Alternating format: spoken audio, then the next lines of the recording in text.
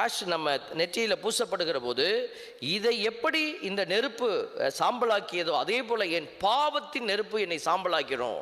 அதனால நான் என்ன செய்யணும், பழைய அந்த பாவத்திலிருந்து நான் வெளியில் வரணும் அப்படிங்கிற ஒரு முடிவெடுக்கிற ஒரு நிலையில தான் நீங்கள் எழுந்திரிச்சு வர போகிறீங்க.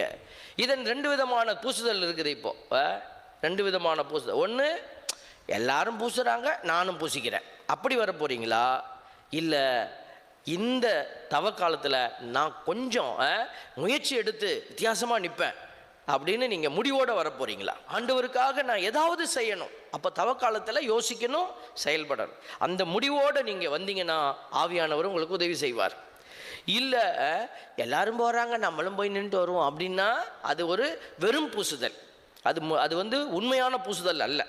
அப்போது நீங்கள் இப்படி முடிவெடுத்து பயணிக்கிறவங்க என்ன செய்யப்படுவாங்கன்னா, இந்த ஈஸ்டர் வருது பார்த்தீங்களா, அப்போ ஒரு காரியம் நடக்கும். புது நெருப்பு மந்திரிப்பார் சாமியார். பிரைஸ் எல்லாம்.